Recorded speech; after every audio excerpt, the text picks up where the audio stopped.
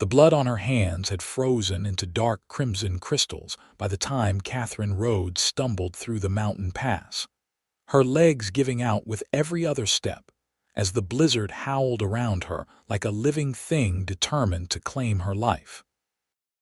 She had been running for 3 days straight, ever since she watched her father take his last breath in their ransacked homestead outside of Boise, the outlaws who killed him long gone with everything her family had worked for, leaving her alone in a world that showed no mercy to women without protection or means. The winter of 1883 had come early to Idaho territory, catching even the most experienced mountaineers off guard with its brutal ferocity.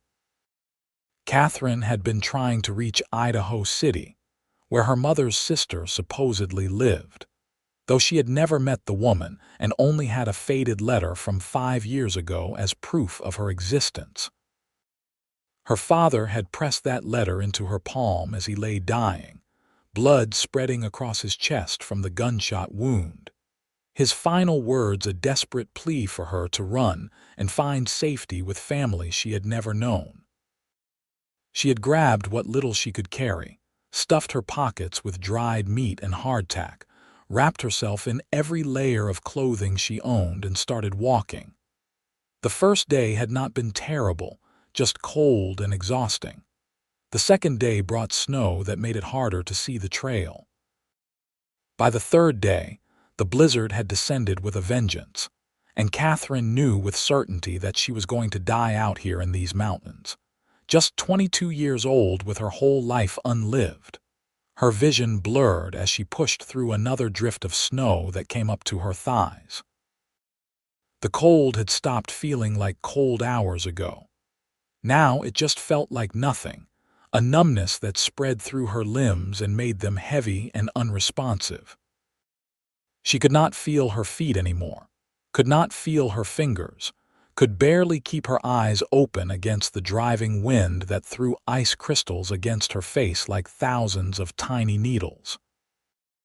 Catherine did not realize she had fallen until she found herself face down in the snow, her body refusing to obey her commands to get up. She tried to push herself up with her arms, but they had no strength left.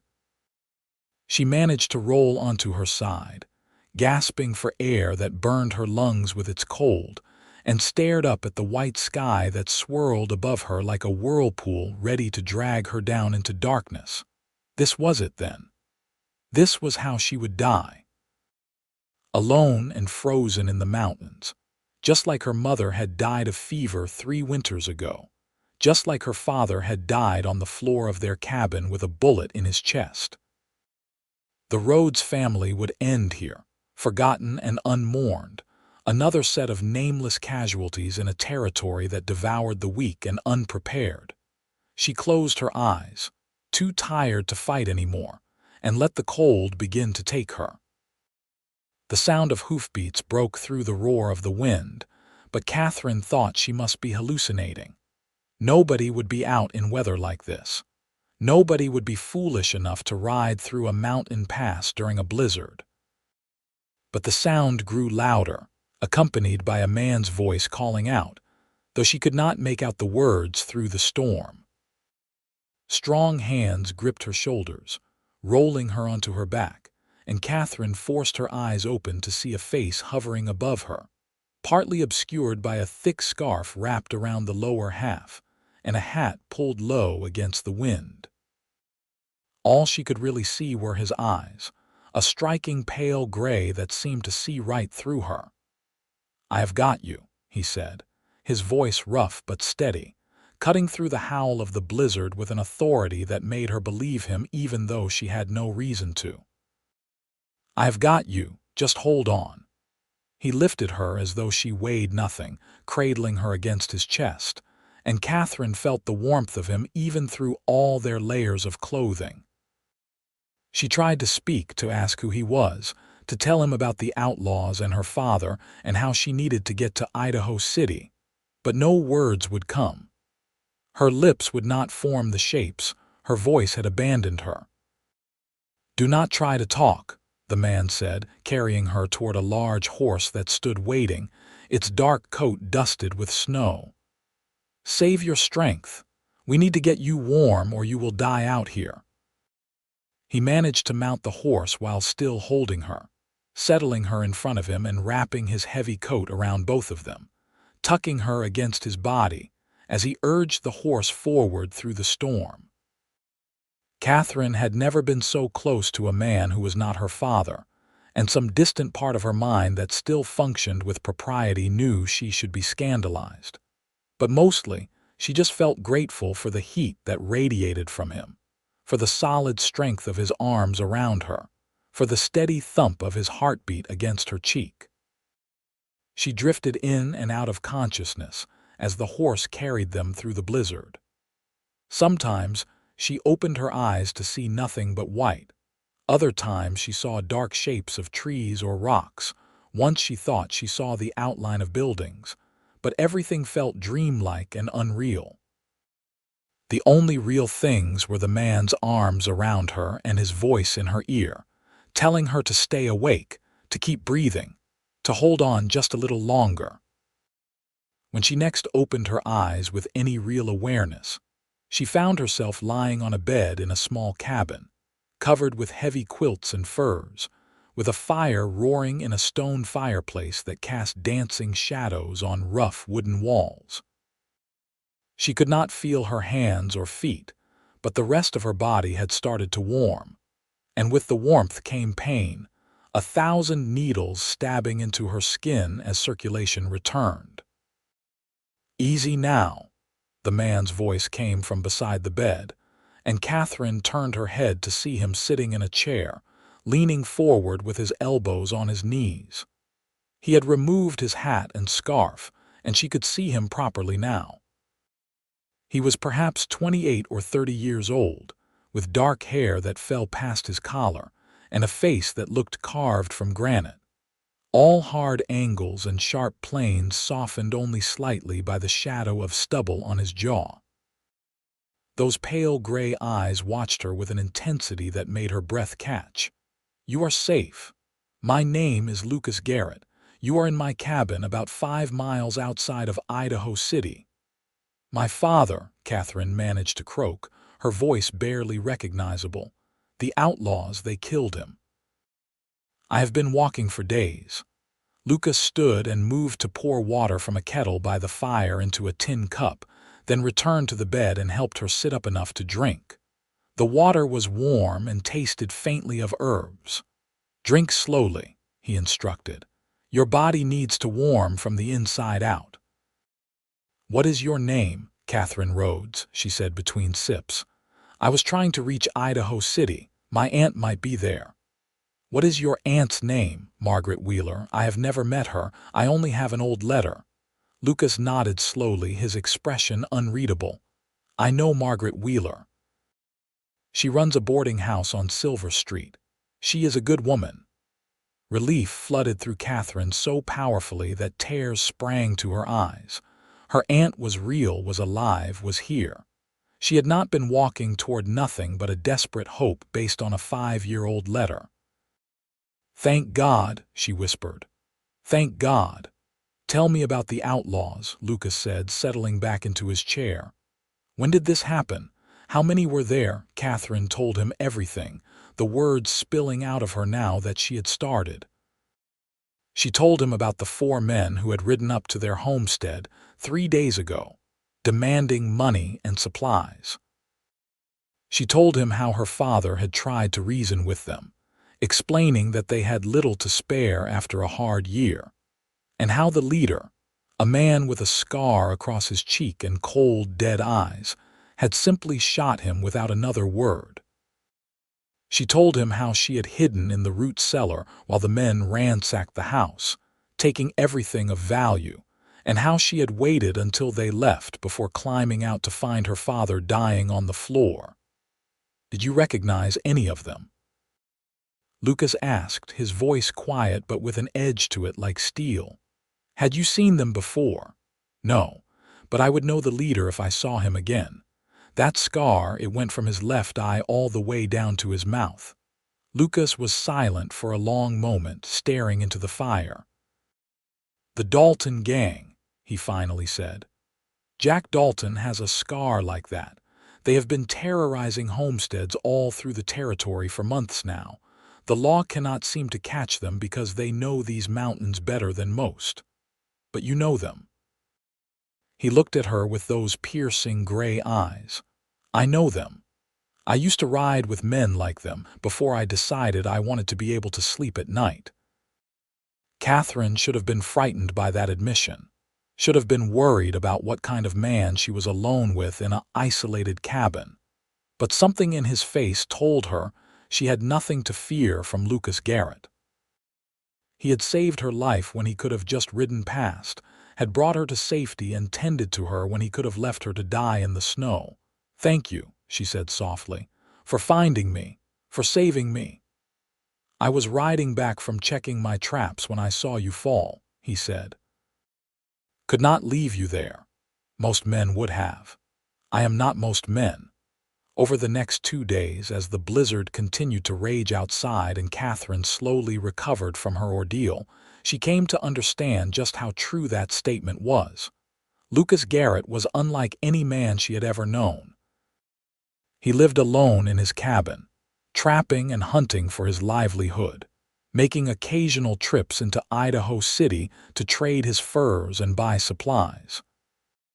He had built the cabin himself 3 years ago after deciding to leave his old life behind, and he spoke of that old life only in vague terms that suggested violence and regret. He cared for her with a matter-of-fact competence that spoke of experience. He made sure she ate regular meals, simple but nourishing stews and game meat, and he checked her hands and feet several times a day for signs of frostbite. She had been lucky, he told her. Another hour in that storm and she would have lost fingers and toes, if not her life.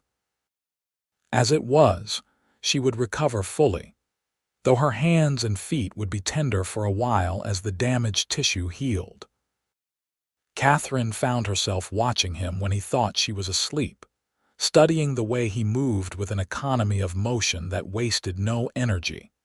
The way his hands were always busy with some task, mending equipment or preparing food or tending the fire. He was not a talkative man, but when he did speak, his words had weight and meaning. There was a loneliness to him that matched her own, a sense of being alone in the world even when surrounded by others. On the third day, the storm finally broke, and Catherine woke to sunshine streaming through the small window and the sound of Lucas chopping wood outside. She got out of bed carefully, testing her legs, and found that they held her weight without trouble. Her hands still hurt when she flexed them, and her feet were tender, but she was healing. She looked around the cabin properly for the first time.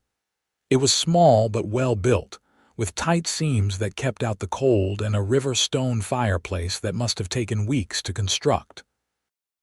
There was only the one room, with the bed in one corner, a rough table and 2 chairs in another, and shelves along one wall holding supplies and equipment. Lucas had been sleeping on the floor by the fire, she realized, giving her his bed without comment or expectation of gratitude. The door opened and Lucas came in carrying an armload of split wood, stopping short when he saw her standing. "You should still be resting," he said, moving to stack the wood by the fireplace. "I have rested enough. I need to get to Idaho City to my aunt.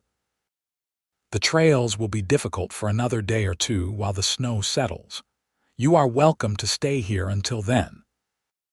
Catherine knew she should insist on leaving immediately, that propriety demanded she not spend another night alone with this man, but propriety seemed like a distant concern from another life. Out here in these mountains, the rules were different. Survival mattered more than reputation. "I do not want to be a burden," she said. "You are not." He looked at her directly, and Catherine felt something shift in her chest at the intensity of his gaze. "I do not mind the company." So she stayed, and as the day wore on, they fell into an easy rhythm. She helped him prepare meals, using the limited supplies available, and they talked more than they had in the previous days.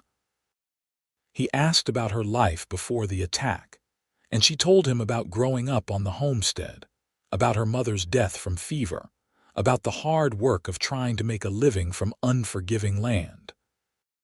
She had loved her parents, but she could also admit that her life had been lonely, with their nearest neighbors miles away and trips to town rare.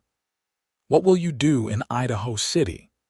Lucas asked as they ate dinner that evening, venison stew with wild onions he had dug up before the first snows.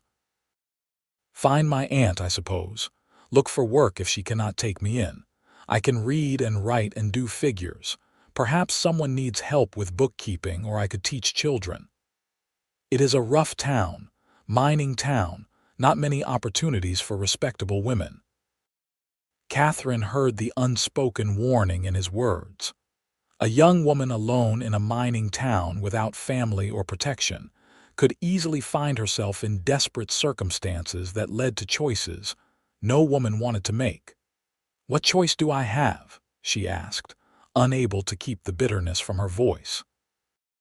"I have no home, no family except an aunt I have never met, no money, nothing but the clothes I am wearing. I have to try." Lucas was quiet for a long time, pushing his stew around in his bowl. "Your father's homestead," he finally said. "It is yours now by rights. You could file a claim, return there in the spring." "And do what? Farm alone? I would not last a season. Besides, I could not go back there, not after what happened." The thought of returning to the cabin where her father had died, of sleeping in the room where he had bled out on the floor, made her stomach turn. You could sell it. The land might be worth something to someone. It was a practical suggestion, and Catherine knew he was right. But the thought of navigating the territorial land office, of dealing with officials and paperwork and men who would try to cheat her because she was young and female and alone, felt overwhelming. "Perhaps," she said noncommittally. That night, as Catherine lay in Lucas's bed and listened to him breathing by the fire, she found herself thinking about what it might be like to stay in this cabin, to share this small, rough space with this quiet, intense man who had saved her life. It was a foolish thought, she knew. They were strangers, had known each other for mere days. But there was something about Lucas Garrett that called to her, a recognition deep in her bones that he was someone she could trust, someone who would not hurt her, someone who understood what it meant to be alone in the world. The next morning dawned clear and cold, with a sky so blue it almost hurt to look at it. Lucas announced that the trail to Idaho City would be passable, and after breakfast he saddled his horse and helped Catherine mount, then swung up behind her. She had ridden before, of course.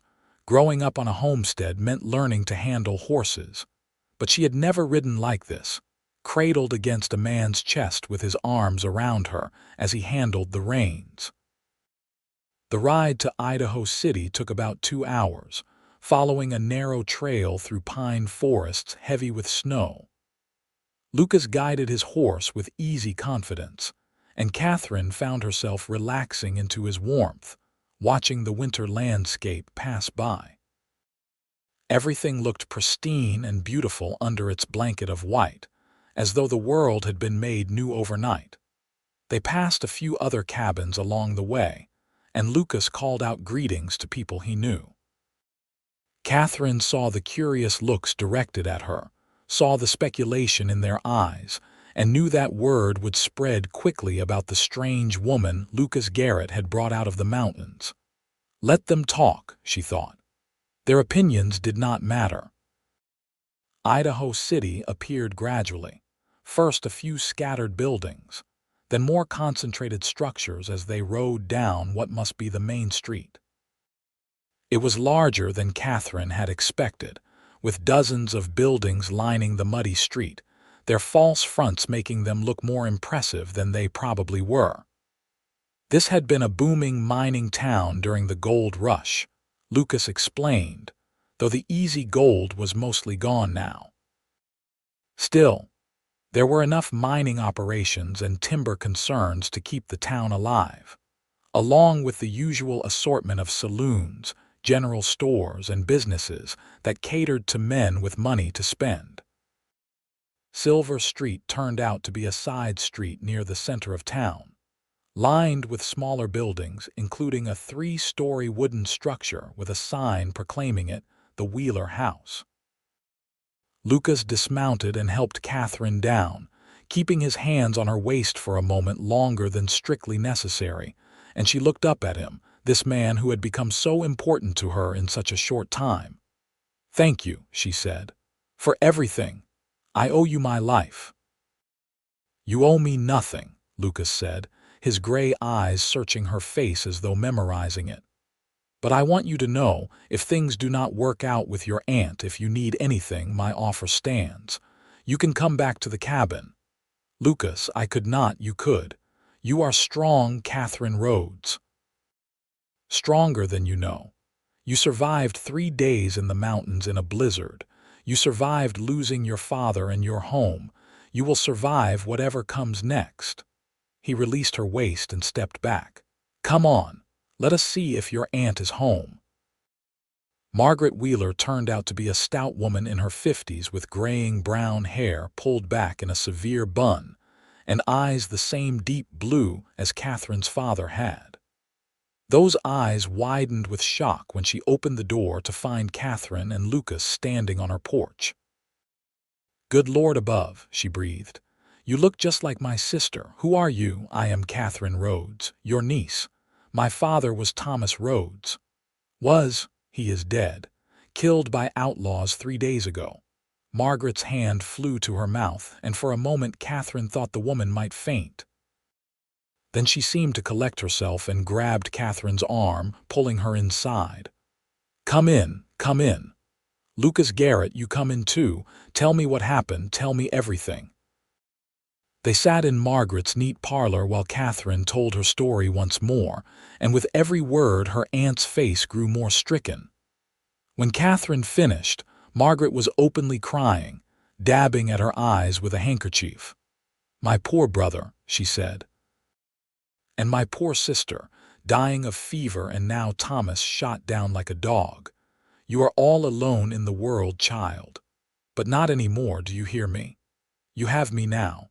You will stay here with me, and we will be family like we should have been all along." Relief washed through Catherine so powerfully that she felt dizzy with it.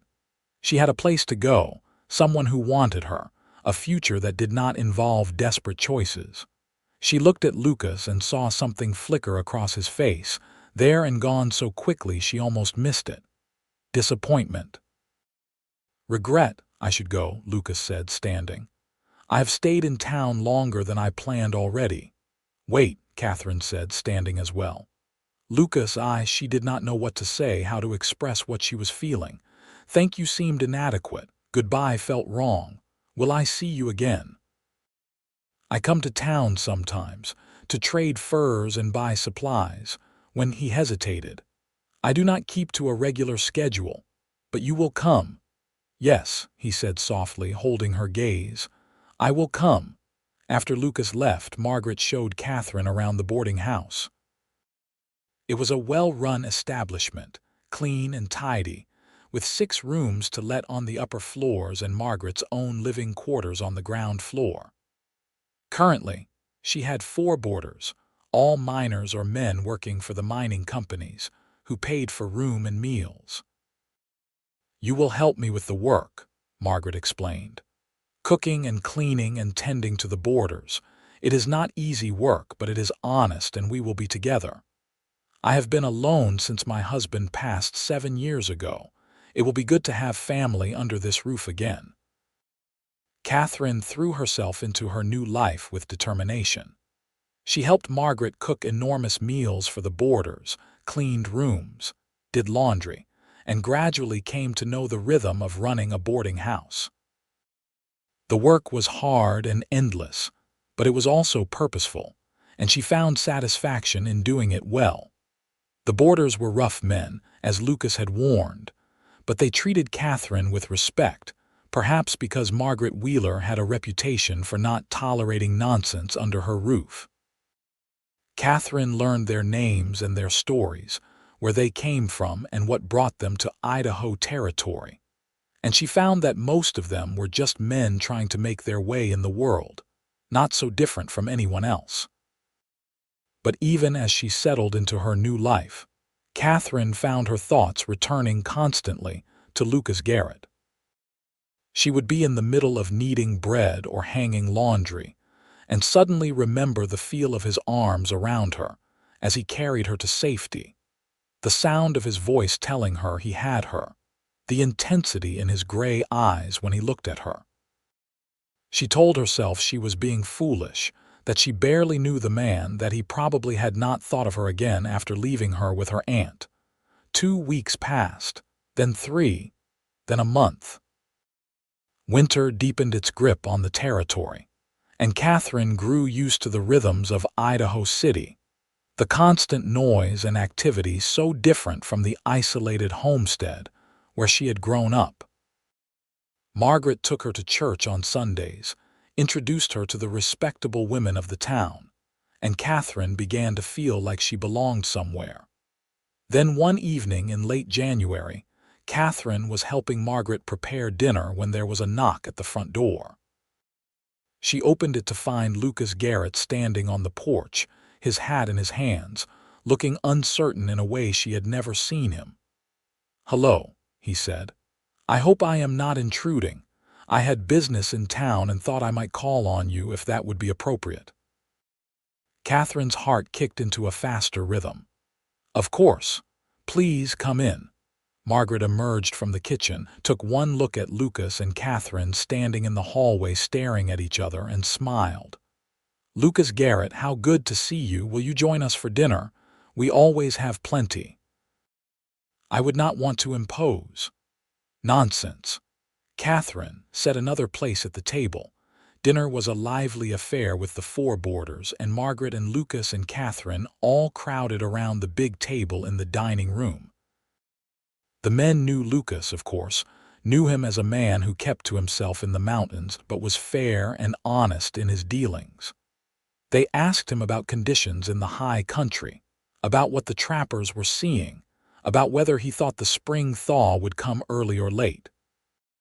Catherine watched Lucas as he talked with the other men, answering their questions in his quiet, economical way, and she felt something warm and tender growing in her chest.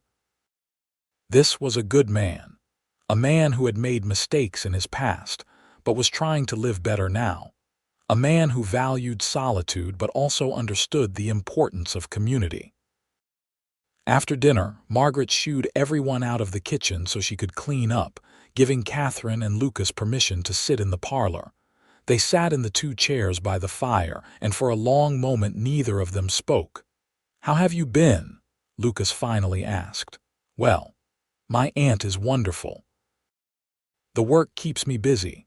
I am learning how to make proper biscuits, which is harder than it looks." A smile tugged at the corner of his mouth. "I am sure you are doing fine. How have you been?" "Fine. The trapping has been good this year. Plenty of snow means the animals have thick coats." More silence. Catherine wanted to ask him why he had really come, wanted to tell him that she had thought about him every day since he left her here, wanted to know if he had thought about her too. But the words stuck in her throat, trapped by fear and uncertainty. "Catherine," Lucas said, leaning forward in his chair, "I know it has not been long since we met, and I know I am just a mountain man with a rough cabin and a dark past, but I need you to know that I cannot stop thinking about you. You have been in my mind every day since I left you here. And I want to know if I might call on you properly with your aunt's permission. I want to court you if you would allow it." Catherine felt as though all the air had left the room. "You want to court me?" "I do. I know I am not much of a prospect. I do not have wealth or social standing. But I am an honest man and I work hard, and He stopped, seeming to struggle for words. "I have been alone for a long time and I was content with that. But then I found you in the snow and everything changed. You are brave and strong and good, and I want the chance to see if we might have a future together." "Yes," Catherine said, the word bursting out of her before she could think better of it. "Yes, I want that too." The smile that broke across Lucas's face was like sunrise, transforming his usually stern features into something almost boyish. "Truly, truly. I have thought of you constantly as well. I thought perhaps you had forgotten about me. I could never forget you." They sat there grinning at each other like fools until Margaret appeared in the doorway with a knowing look on her face. "I take it you two have reached an understanding," she said dryly. "With your permission, Mrs. Wheeler, I would like to court your niece," Lucas said formally. "Permission granted, so long as you understand that I am a respectable woman running a respectable house, and there will be no impropriety under my roof." I would expect nothing less. Over the next weeks, Lucas became a regular visitor at the Wheeler house. He came to town twice a week, always arriving in the evening after the day's work was done, and he and Catherine would sit in the parlor and talk for hours. Margaret always left the door open and made sure to pass by regularly, maintaining propriety, but she gave them enough privacy to get to know each other. Catherine learned about Lucas's childhood in Kansas, about how his parents had died of cholera when he was 15, about how he had drifted west working various jobs before falling in with a gang of outlaws. He did not go into detail about his time with the gang, but she understood that he had done things he was not proud of, things that still haunted him. He had left that life when he was 25, had come to Idaho territory to start fresh, and had been living clean ever since. She told him about growing up on the homestead, about the loneliness of being an only child in an isolated place, about her mother's death, and how it had changed her father, making him quieter and more withdrawn. She told him about her dreams of seeing more of the world, of visiting cities like San Francisco or Denver, though she knew such dreams were probably beyond her reach. "Why should they be?" Lucas asked. "If you want to see those places, you should see them. With what money? On what pretext? Maybe someday we will go together, after we are married." It was the first time either of them had spoken of marriage, and Catherine felt her breath catch. "Is that what you want? Marriage? Eventually, yes, if you want it too. I am not a man who does things lightly, Catherine. I am courting you because I want to spend my life with you, but I also know it is early days yet. We should take our time, make sure we are right for each other." But even as they took their time, going slowly and carefully, Catherine felt more certain with every passing day that Lucas Garrett was the man she wanted to spend her life with. He was steady and reliable, showing up when he said he would, doing what he said he would do. He treated her with respect, but also with warmth, a growing affection that showed in the way he looked at her, the way he listened when she talked, the way he brought her small gifts from the mountains, interesting stones or pine cones, or once a handful of early wildflowers that had somehow survived under the snow. In early March, news reached Idaho City that the Dalton gang had been spotted near Boise, and Catherine felt cold fear wash through her at the mention of the name. Lucas was in town that evening, and when he heard the news his face went hard. "I need to tell you something," he said when they were alone in the parlor. "Jack Dalton and I rode together back before I left the gang. That is how I know him. We were friends, or what passes for friendship among outlaws." Catherine felt her stomach drop. "You rode with the man who killed my father." "I did not know he had killed your father when you told me about the man with the scar. There are other men with scars. But yes, it was almost certainly Jack, and I need to do something about it." "What do you mean?" "I mean I need to go after him. I need to bring him to justice for what he did." "Lucas, no, that is not your responsibility. Let the law handle it." The law has been trying to handle it for months with no success, and this is personal now. He killed your father, he made you an orphan. I cannot just let that stand. You said you left that life behind. If you go after him, you will be right back in it. Maybe. But some things are more important than staying away from your past. Honor, justice. You. Catherine wanted to argue, wanted to beg him not to go, but she could see the determination in his face and knew that he had already made up his mind. Then I am going with you, she said. Absolutely not. He killed my father, Lucas. If anyone has the right to see him brought to justice, it is me. It is too dangerous. And it was not dangerous when I was walking through the mountains in a blizzard. I am stronger than you think.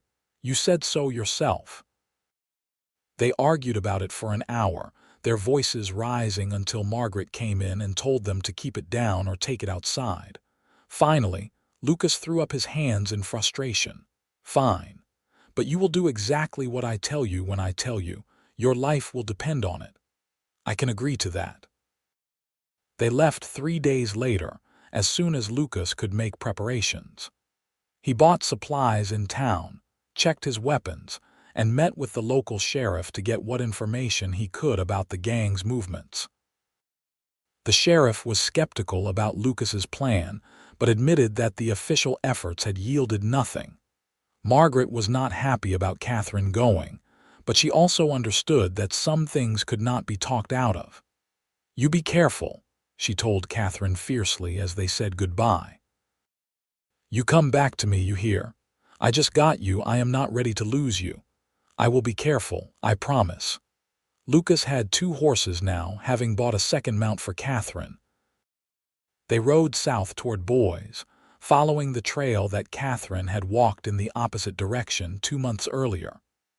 The journey was easier now, with spring starting to break winter's hold, the snow melting into rushing streams and the first green shoots appearing in sheltered spots. They camped each night, and Lucas showed Catherine how to set up a proper camp, how to build a fire that would not smoke excessively, how to read the signs of the forest to know if they were being watched.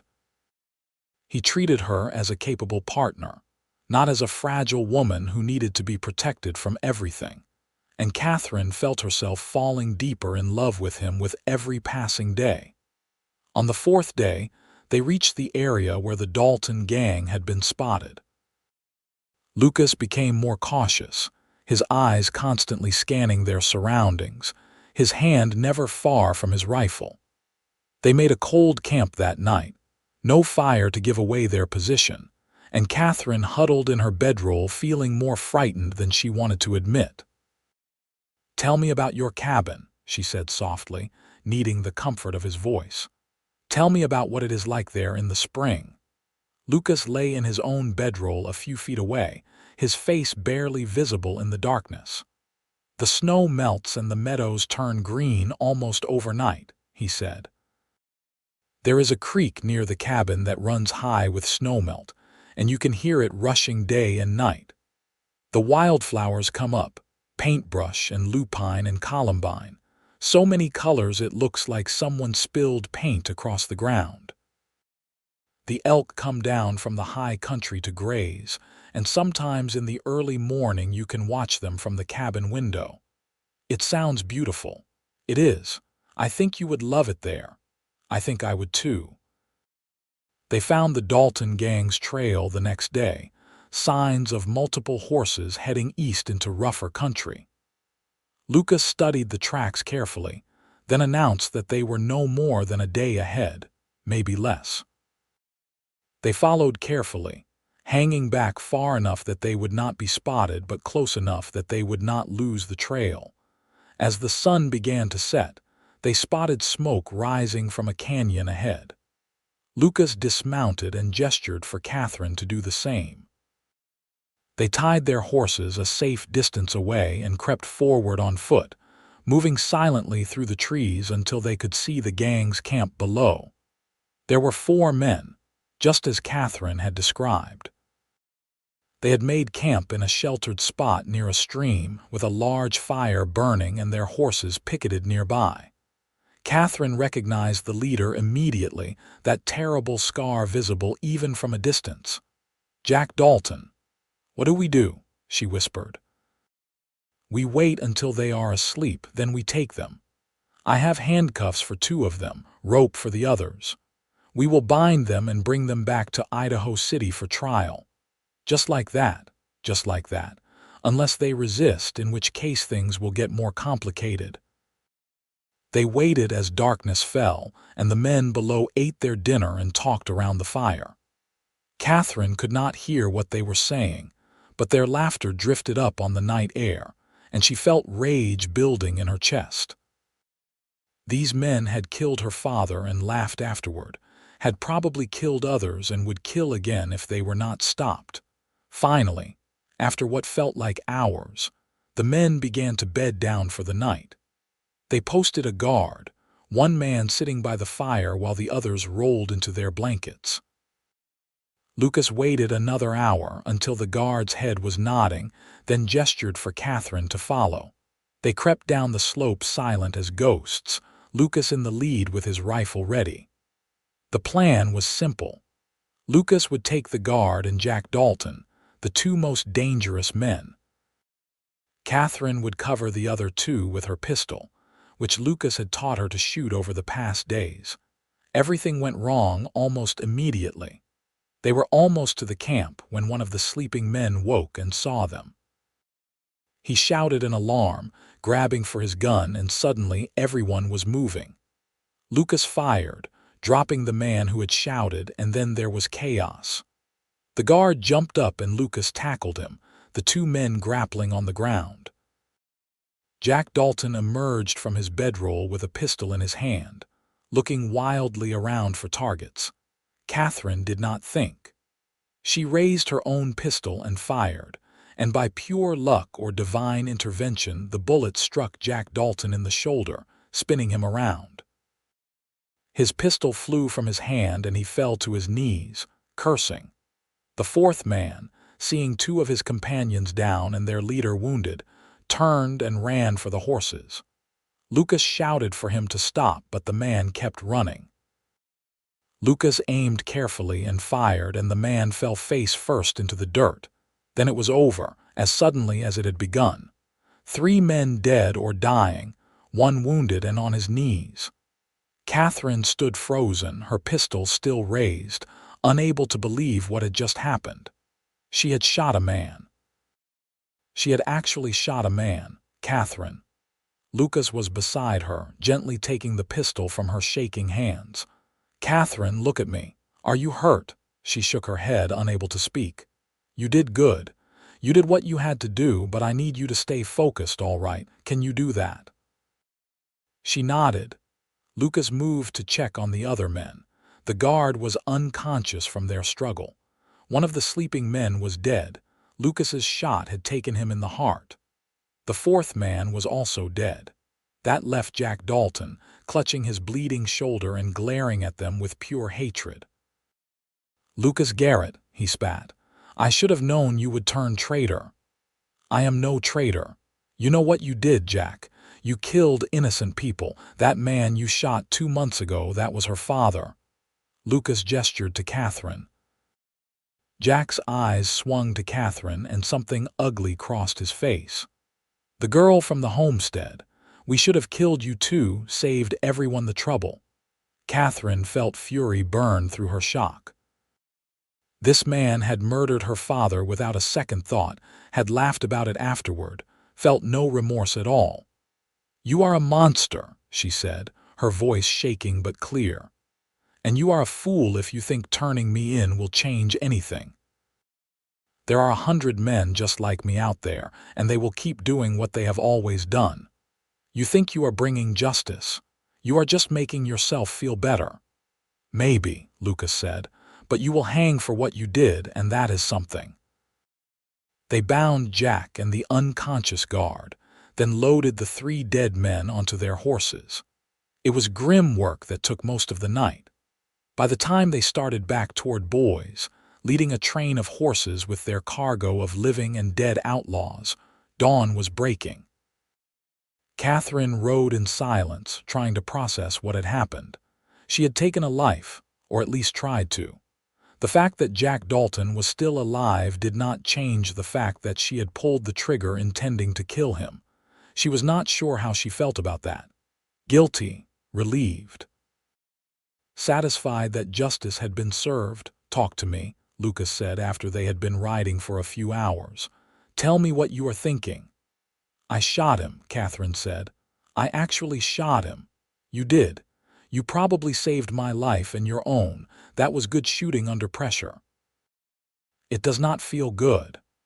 "It is not supposed to feel good. Taking a life, even a life that deserves to be taken, should never feel good. But sometimes it is necessary. You did what you had to do." They reached Boise 2 days later and turned Jack Dalton and the surviving gang member over to the territorial marshal. There was a flurry of paperwork and statements, and Catherine had to tell her story multiple times to various officials. The marshal told them that Jack Dalton was wanted in 3 territories for murder and robbery, and that he would almost certainly hang once he was tried. "You did a good thing," the marshal told Lucas as they prepared to leave. "A brave thing. The territory owes you a debt." "I was not doing it for the territory," Lucas said, looking at Catherine. They returned to Idaho City, and Margaret wept with relief when they walked through her door. Catherine told her everything that had happened, leaving out nothing, and her aunt held her while she cried, releasing all the fear and grief and shock she had been holding inside. "You are safe now," Margaret said. "You are home and you are safe, and that monster will pay for what he did." Over the next weeks, as Catherine recovered from the ordeal and life returned to something like normal, she found herself thinking more and more about the future. Lucas came to town as often as before, and their courtship resumed, but everything felt different now. They had faced death together, had fought side by side, and there was a bond between them that went deeper than mere affection. One evening in late April, as they sat in the parlor with spring rain pattering against the windows, Lucas took Catherine's hand. "I think we have taken enough time," he said. "I think we know each other well enough now to make a decision. Catherine Rhodes, will you marry me? Will you come live with me in my cabin in the mountains and be my wife?" Catherine felt joy bubble up in her chest, pure and bright and undeniable. "Yes," she said. "Yes, I will marry you." They were wed in early May in the small church in Idaho City with Margaret and all the boarders in attendance. Catherine wore a simple dress that Margaret had helped her make, pale blue cotton with white lace at the collar, and she carried wildflowers that Lucas had picked that morning in the mountains. Lucas wore his best clothes, dark trousers and a white shirt and a black vest, and when he saw Catherine walking toward him down the aisle, his face transformed with such open happiness that several people in the congregation dabbed at their eyes. The ceremony was short and simple, the words spoken before God and witnesses binding them together as husband and wife. When the preacher told Lucas he could kiss his bride, he cupped Catherine's face in his hands and kissed her with such tenderness that she felt tears spill down her cheeks. They held a small reception at the Wheeler house, and then Lucas lifted Catherine onto his horse and they rode away toward the mountains, toward his cabin, toward their new life together. The cabin looked different to Catherine now, not like a stranger's rough shelter, but like home. Lucas had cleaned and prepared it for her arrival, had picked more wildflowers to put in a jar on the table, had even built a proper bed frame to replace the simple rope bed that had been there before. Their wedding night was gentle and tentative, 2 people learning each other, discovering what brought pleasure and connection. Lucas was patient with Catherine's inexperience, taking his time, making sure she felt safe and cherished. And when they finally came together completely, Catherine felt as though something in her soul had clicked into place. This was where she belonged. This was who she was meant to be with. The months that followed were the happiest of Catherine's life. She and Lucas fell into easy rhythms, sharing the work of maintaining the homestead and their life together. Lucas taught her to track and hunt, to read the weather and the seasons, to understand the language of the forest. Catherine taught him to enjoy small domestic comforts, to appreciate a well-cooked meal and a tidy house, to find pleasure in simple conversation at the end of a long day. They went to town once a week to visit Margaret and buy supplies, and slowly Catherine became known as Lucas Garrett's wife, not just the orphan girl who had appeared in a blizzard. The people of Idaho City accepted her, welcomed her, and she began to build friendships with other women, to feel part of a community even though she lived apart from it. In August, news came that Jack Dalton had been hanged in Boise for his crimes. Lucas told Catherine quietly one evening, and she nodded, feeling a sense of closure. Her father had been avenged. Justice had been served. She could move forward now without that weight hanging over her. That same month, Catherine realized that she was pregnant. She told Lucas one evening as they sat outside the cabin watching the sunset paint the mountains gold and pink.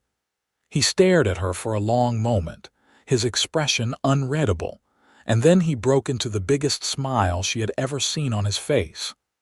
"A baby," he said wonderingly. "We are going to have a baby." "You are happy." "Happy, Catherine. I am overwhelmed, terrified, completely unprepared, and happier than I have ever been in my entire life." Their son was born the following spring in April of 1884, with Margaret in attendance to help with the delivery. Lucas paced outside the cabin like a caged animal while Catherine labored, and when Margaret finally emerged to tell him he had a healthy son, he nearly knocked her over in his rush to get inside.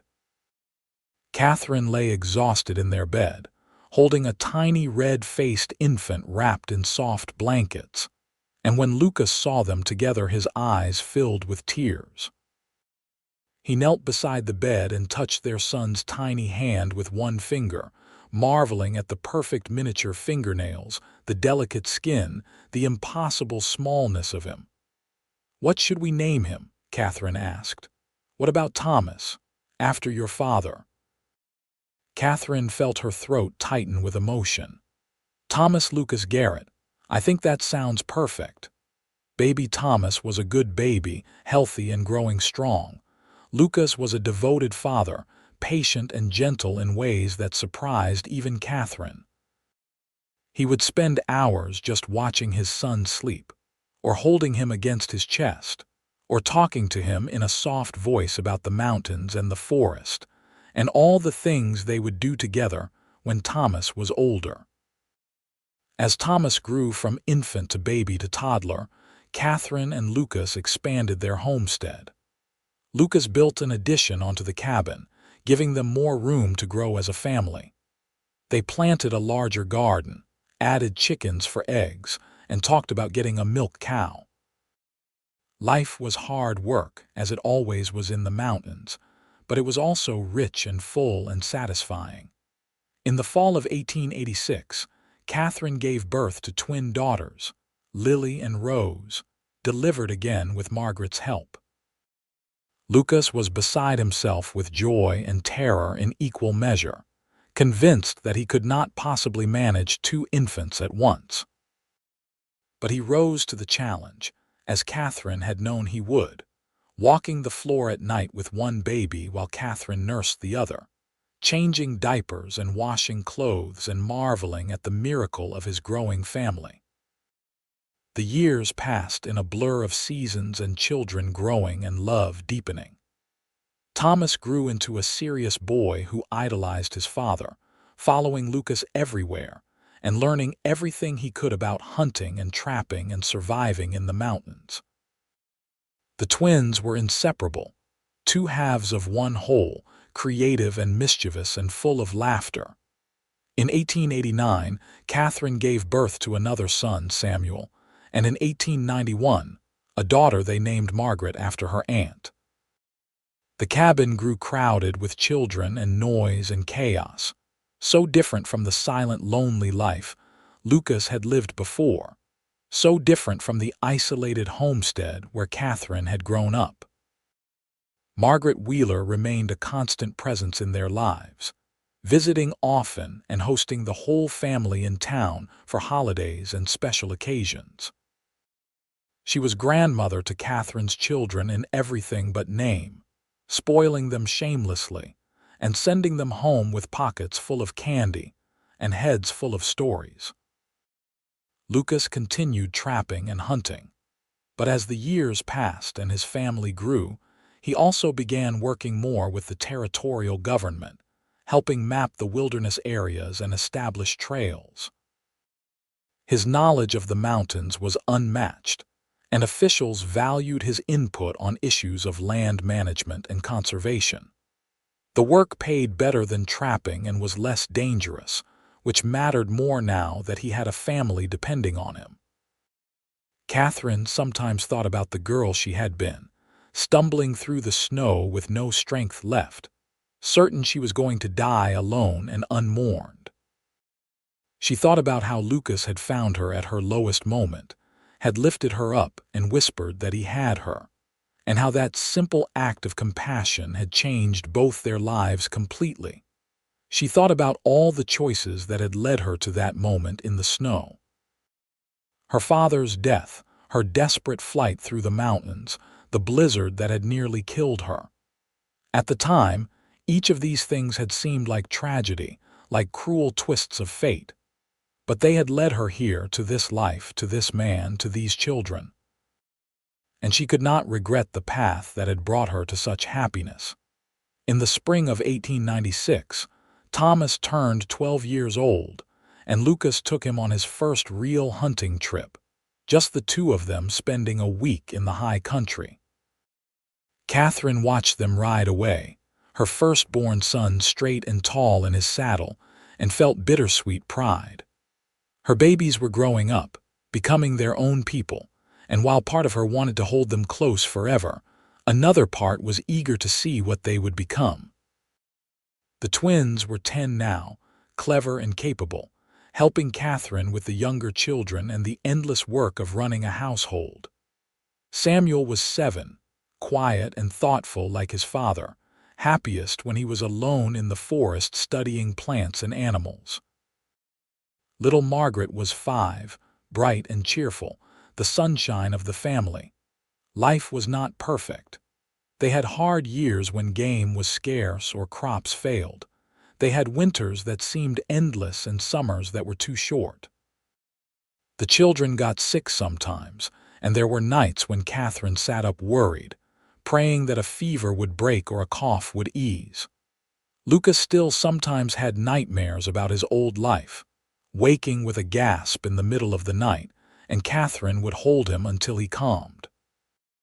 But through all of it, they had each other. They had built something real and lasting, a family and a life that mattered, and that was worth more than anything. One evening in late summer, after the children had been put to bed and the cabin was finally quiet, Catherine and Lucas sat outside on the porch he had built, watching the stars emerge in the darkening sky. They sat close together on the bench, her head on his shoulder, his arm around her waist, comfortable in the silence that came from years of knowing each other. "You ever regret it?" Lucas asked quietly.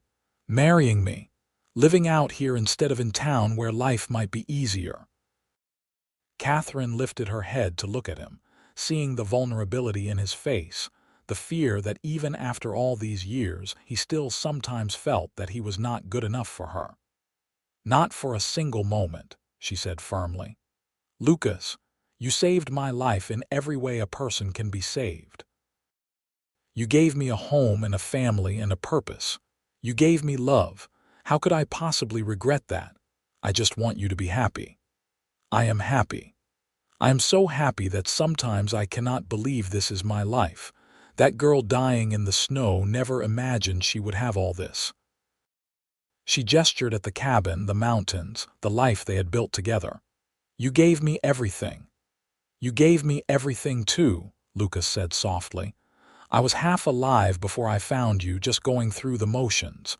You made me whole again."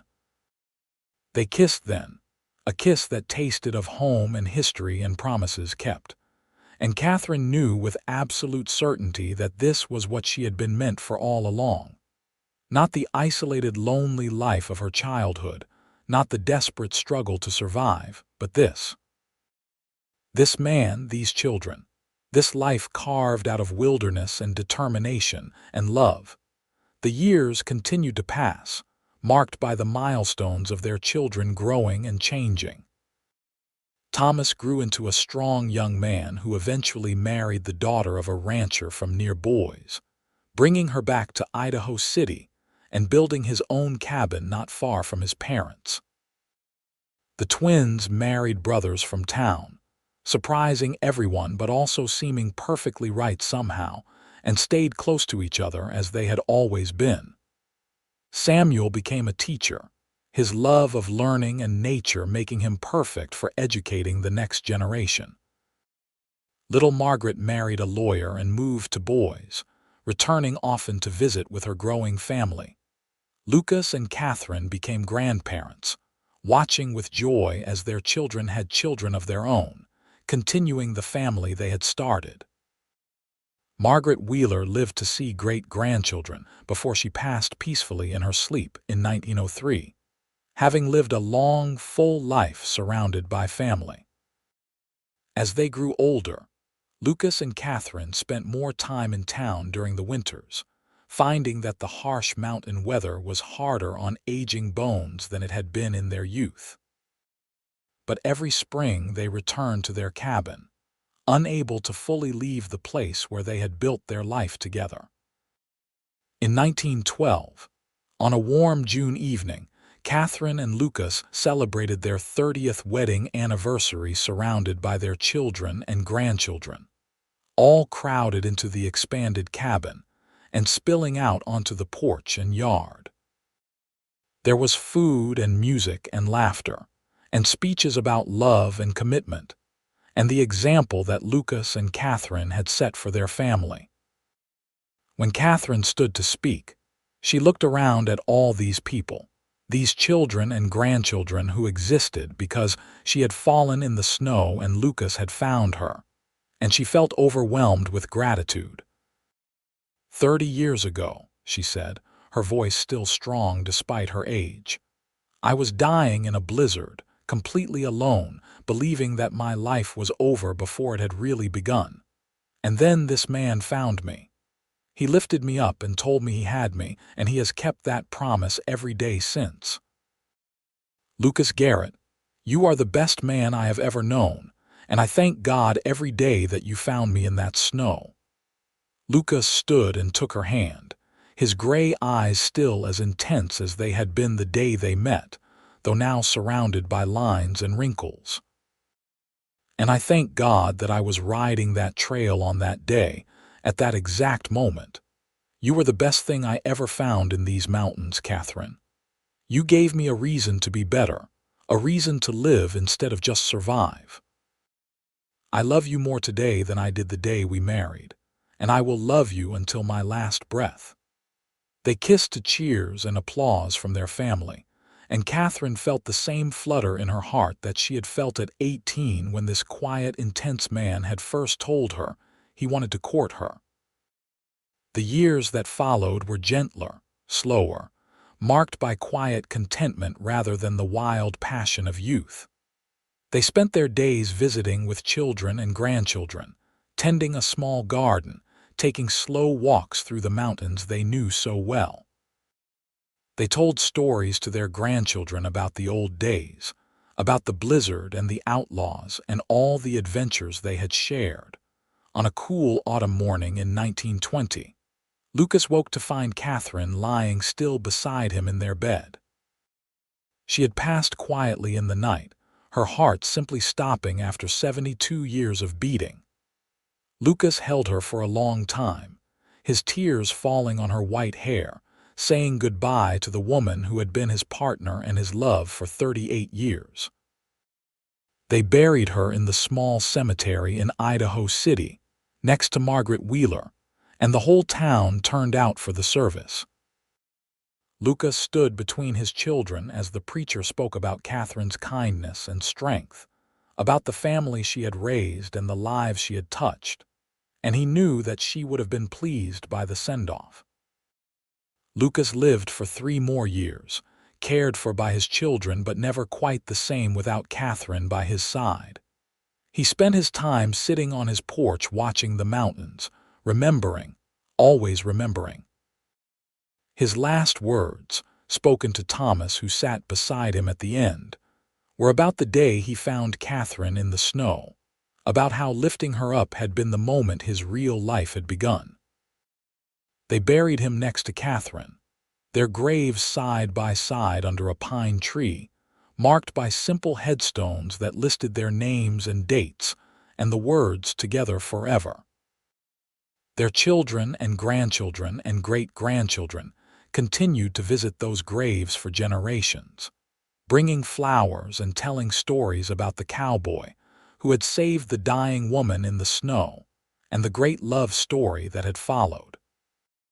The cabin in the mountains remained in the family, passed down through the generations, renovated and expanded, but always kept as a reminder of where their family had begun. And on clear winter nights when the stars were bright and the air was cold enough to hurt, some said you could still feel the presence of Lucas and Lucas Garrett in that place, their love as enduring as the mountains themselves, a testament to the truth that sometimes the moments that seem like endings are really just beginnings in disguise.